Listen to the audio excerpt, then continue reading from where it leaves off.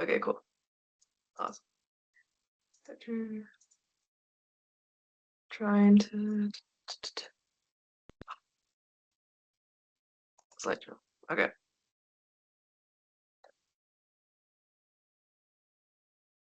Okay. Imagine laying a sugar cube on your tongue and it dissolves in your mouth. After an hour or two, you begin to feel the effects of what is known as lysergic acid dilamide, or LSD for short. Depending on the dosage of LSD that was in your sugar cube, and depending on where you are mentally and physically, your acid trip could either be a soothing exploration of your imagination or a scary confrontation of the soul. LSD is a powerful hallucinogenic drug. Although it's not considered an addictive substance according to the National Institute on Drug Abuse, it is possible to develop a tolerance. When you have to ingest more of the drug to achieve the same effect, this puts you at an even greater risk than what you were already facing before. Now, my purpose isn't to scare you about LSD. Some have reported peaceful acid trips that they wish they could have endured a lifetime of. Others have shared different experiences. It isn't about the trip. It's about how those trips add up over time and harm your brain. Today, I will first describe the problems that our country faces with the stigma of LSD. Then, I will introduce the solution to these problems, which is debunk the myths centered around LSD and inform the public about the permanent damaging effects of LSD if used over time.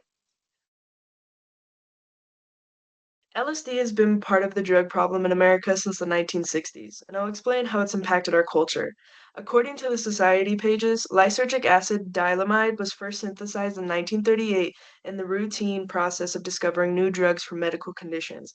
The first person to discover its psychedelic properties and its tendency to alter how we see and think was the scientist who invented it, Albert Hofmann. One day, he accidentally ingested the drug and discovered it put him in a dreamlike state. He perceived an uninterrupted stream of fantastic pictures, extraordinary shapes with intense kaleidoscopic play of colors. By the 1950s, the United States Central Intelligence Agency was curious about the drug. So much so, LSD was being administered to unwitting America in a secret experimental mind control program conducted by the United States Central Intelligence Agency. Eventually, the secret program would be exposed to the public. Then the LSD phenomenon would follow suit. LSD arrived at the public eye at the perfect time. Whether you dropped acid or not in the 60s, no person who lived through that decade could deny LSD's powerful influence over the youth, America, and culture. The 60s were a time when the youth were itching to trade their 1950s white picket fence ideals for something better. LSD appeared as the complete opposite of how they grew up. It gave color to their black and white, leave it to beaver childhoods. At that time, nobody knew much about the drug except the higher authorities and figures like Timothy Leary. However, when you witness a band like the Beatles transition from the clean cut boy next door types to long hair hippies, you're going to have questions. LSD had the most profound impact on the 1960s because it was linked to the hippie movement. When most of the figures of that movement shared their art, they often claimed it was inspired by LSD. In fact, cult leader Charles Manson found that giving his followers LSD helped him control them. After the 60s, LSD was no longer as popular as it once was. It didn't have a vice grip on the youth like it once did, although to this day, LSD still appears in little ways in our culture that reaches the ears of the youth. In 2024, we understand LSD can produce long-term effects in some people. For example, the higher the dosage you ingest, the higher your chances of experiencing long-term effects are. This is especially true if you have a pre-existing mental health condition such as schizophrenia.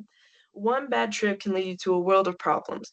Some have reported themselves having a difficult time shaking off a bad trip and returning to reality, even long after the LSD effects have worn off.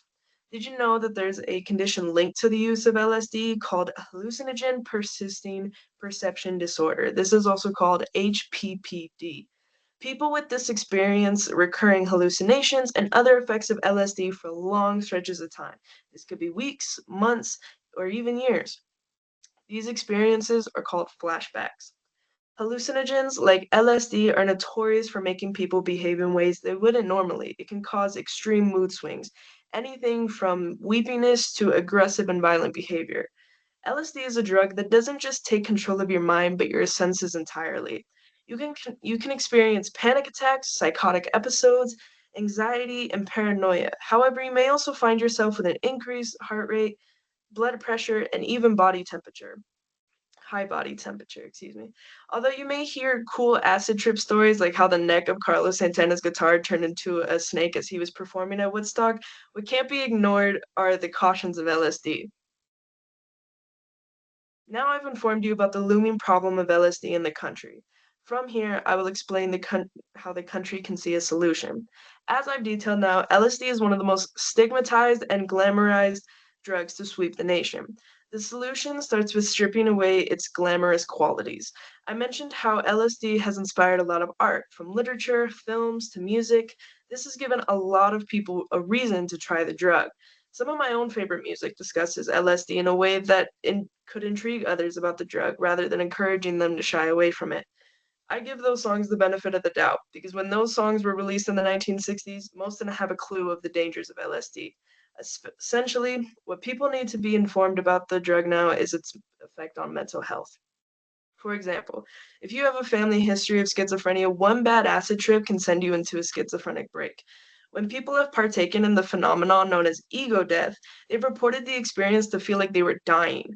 Some ego death situations have sent people to psych wards, and they would come out with a diagnosis such as borderline personality disorder.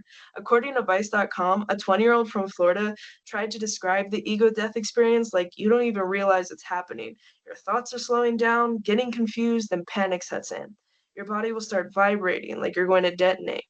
Part of the solution includes understanding one's purpose of ingesting the drug. Some try LSD because they want to be enlightened. Others try LSD because of the setting they're in and the people they're around. Whatever the reason is, sometimes people create their own bad trips by walking into the experience with a poor mindset.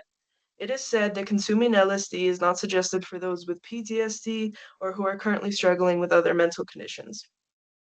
The most efficient way to combat the stigma of LSD is by starting early with informing the youth. Usually, those who are coming of age are attracted to drinking and smoking marijuana before anything else. It's never too early to kill curiosity before it even begins. The best place to inform the youth is clearly school. When school discusses drug abuse, they tend to focus on alcohol, marijuana, cocaine, and heroin. In recent years, they've also started spreading awareness about drug abuse with pills. Rarely do students gain insight into the party drugs they'll see besides the ones I just mentioned. Although LSD has no addictive qualities like cocaine and heroin, LSD shouldn't be downplayed in the discussion of drug abuse. LSD has the potential to give you damaging lifelong effects like cocaine and heroin. LSD effects just tend to be more immediate, while cocaine and heroin hurt you over time. LSD remains as one of the most stigmatized drugs in American culture. To deconstruct the stigma, America needs to put effort into educating the people about every drug that hurts the nation.